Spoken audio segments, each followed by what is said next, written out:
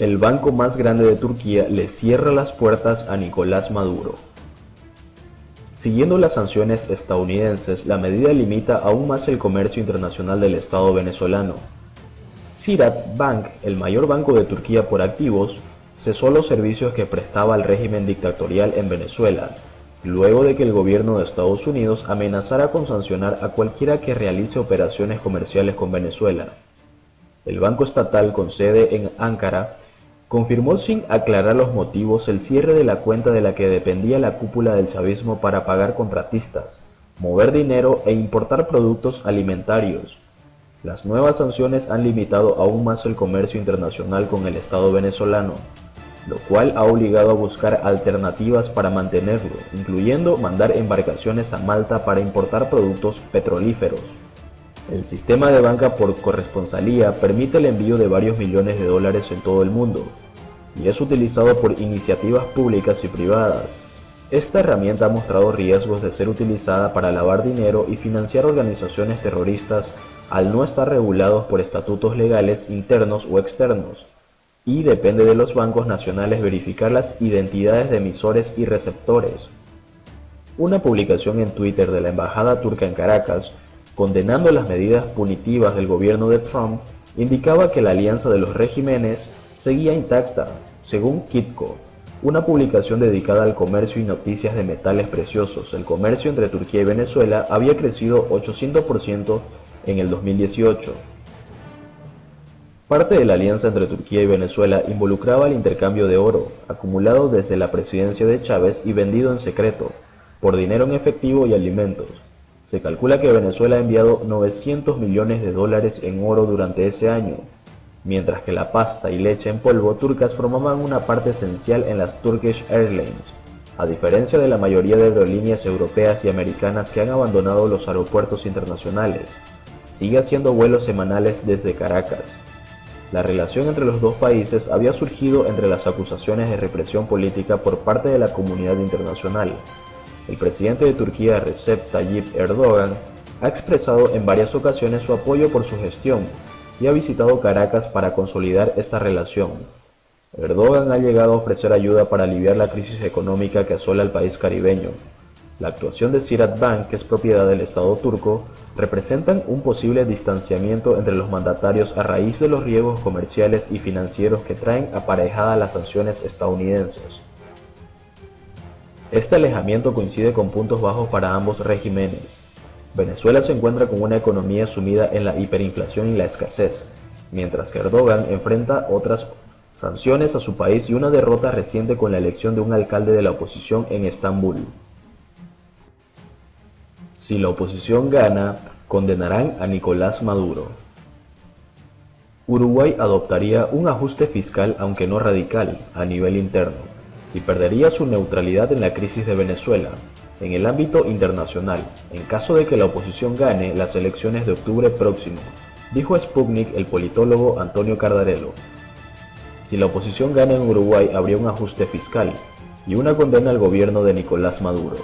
Uruguay no jugaría más el papel de mediador entre las partes, sino que apoyaría al líder opositor Juan Guaidó, dijo Cardarello, profesor e investigador de la Universidad de la República Oriental de Uruguay. Este pequeño país sudamericano elegirá presidente, vicepresidente y a los miembros de su parlamento bicameral el próximo 27 de octubre.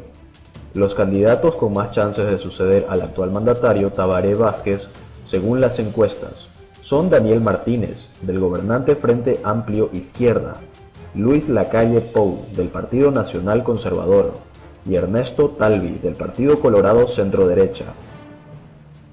El Frente Amplio llegó al gobierno en 2015 y en sus 3 administraciones consecutivas impulsó, gracias a mayorías parlamentarias, cambios considerados de avanzada, como la aprobación del matrimonio igualatario, la despenalización del aborto, la regulación del cultivo y consumo de marihuana, la negociación colectiva de los salarios y el aumento del gasto público social por habitante.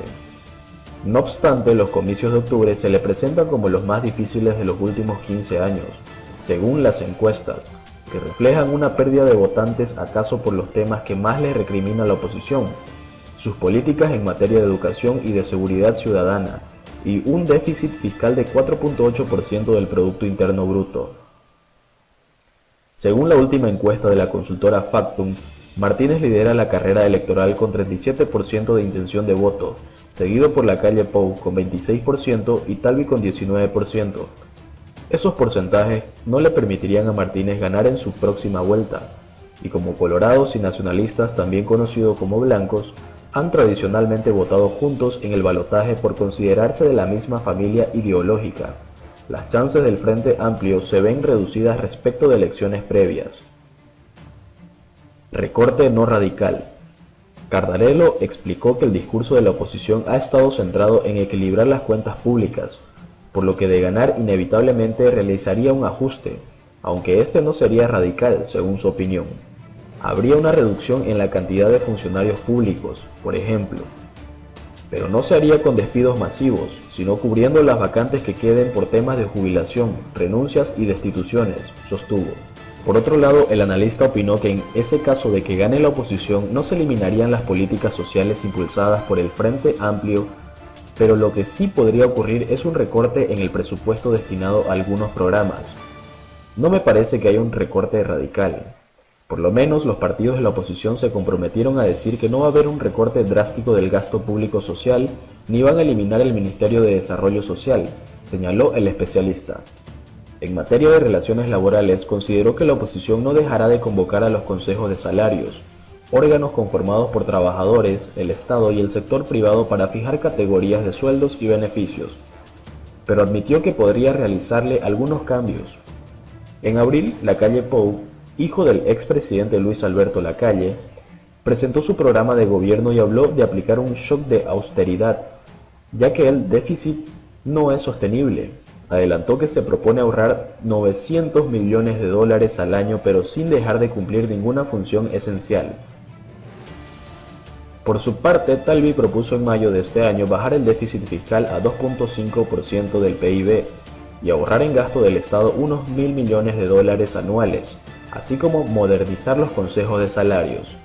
Cardarello sostuvo que existen pocas diferencias ideológicas entre Talvi y Lacalle Pou, ya que ambos se han centrado en proponer un equilibrio de las cuentas fiscales y en combatir la inseguridad ciudadana.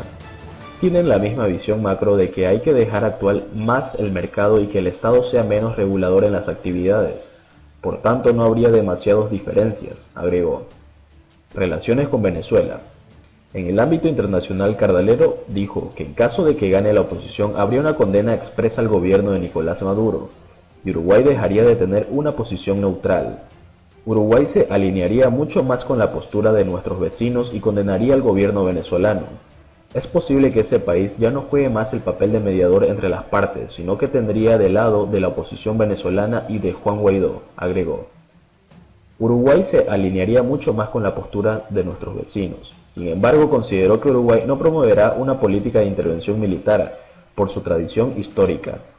El 23 de enero, el gobierno de Estados Unidos declaró que desconocía el mandato de Nicolás Maduro, y en su lugar reconoció al opositor Juan Guaidó, quien se proclamó aquel día como presidente encargado del país.